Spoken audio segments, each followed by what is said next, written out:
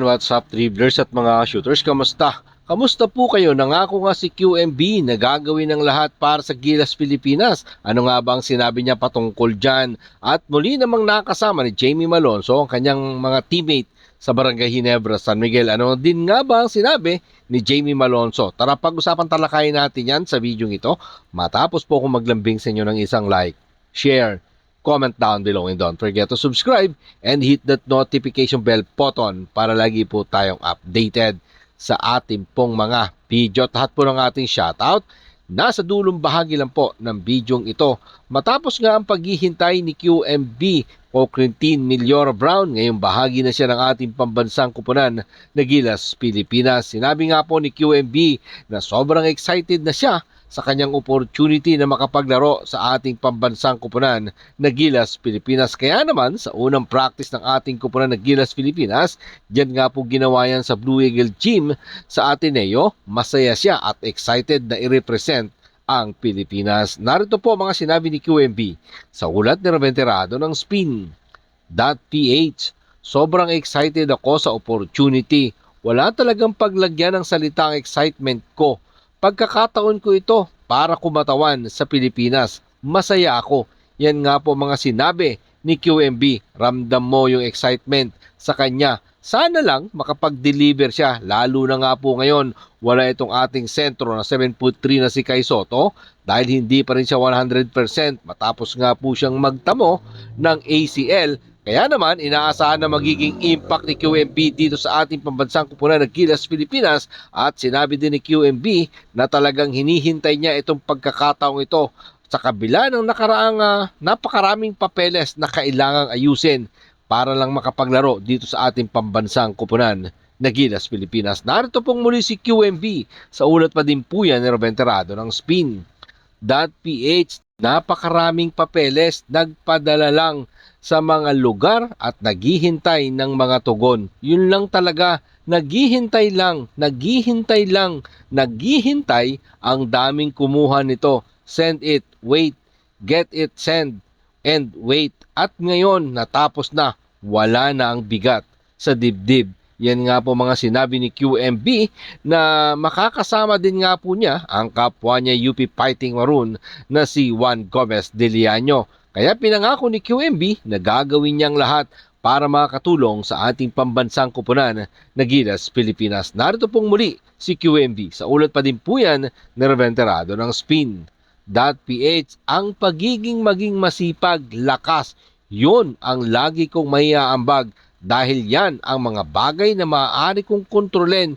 Hindi mo yan makukontrol kung palagi kang gumagawa ng shot. Hindi mo din makukontrol kung papaano tatawagin ng mga referee ang laro. Yan nga po mga sinabi ni QMB. Sana nga po mga shooters agad magparamdam at agad maramdaman ng Gilas Pilipinas.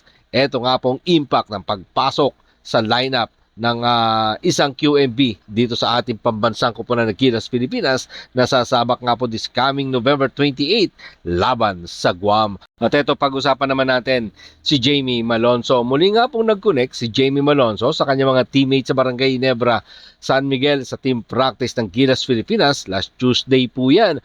Yan ang unang araw ng kanilang paghahanda para sa FIBA Basketball World Cup Asian Qualifier for 2027. So ngayon, tingnan natin kung papaano maglaro si Jamie Malonzo matapos nga po siyang maglaro sa Kyoto Hanaris sa Japan P-League na napakaikli lang ng kanyang pagkakataon matapos nga po siyang i-release ng ball club.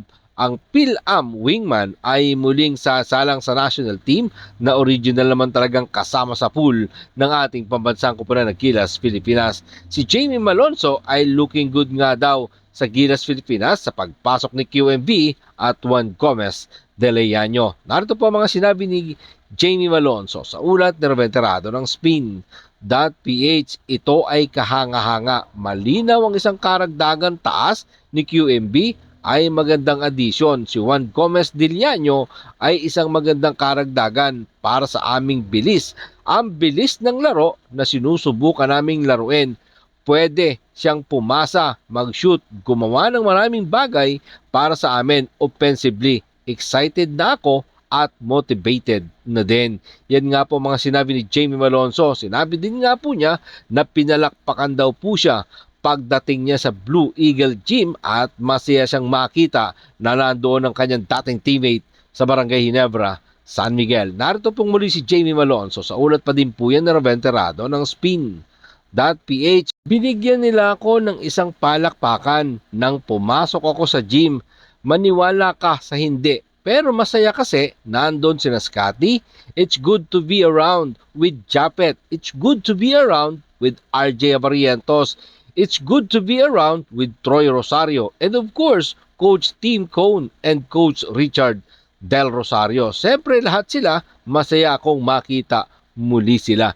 Yan nga po mga sinabi ng 29 years old na si Jamie Malonzo na number 2 overall pick ng 2020 PBA Rookie Draft na kinuha nga po ng Northport Batang Pier at matrade dito sa Barangay Ginebra, San Miguel last 2022 at lumipat naman sa Japan B-League ngayong nga pong 2025. Ang dati niyang kupunan na BGSM o Barangay Ginebra, San Miguel na naglaro siya, ngayon ay hinahanap at kailangan sana siya ng kanyang kupunan na Barangay Ginebra, San Miguel. Kaya ngayon, tangan nga po ng Gene Kings ang 3-4 win-loss record dahil siyempre wala nga po dyan si Jamie Malonzo. Pero sinabi ni Jamie Malonzo na siya pa din naman ang number 1 fans ng Barangay Ginebra, San Miguel at laging nakasupport para sa kanyang dating kupunan na Barangay Ginebra, San Miguel. Titingnan natin kung may maitutulong nga ba si Jamie Malonzo dito sa kupunan ng Gilas Pilipinas, kung magagamit nga ba siya. Matatandaan natin, nung nakaraan nga po ay hindi halos pinaglaro ni Coach Tim Cone si Jamie Malonzo. Ngayon nga kaya ay paglalaruin ni Coach Tim Cone itong si Jamie Malonzo. Yan ang ating sabay-sabay na tutunghayan sa November 28. Maraming salamat po sa inyong panonood. Naman po ang inyong maging opinion. Diyan po natin yan pag-usapan sa comment section. Ingat and God bless everyone. Adjourn. Pero katulad po ng ating nakagawian, bago po natin tapusin ang ating video, shoutout po kina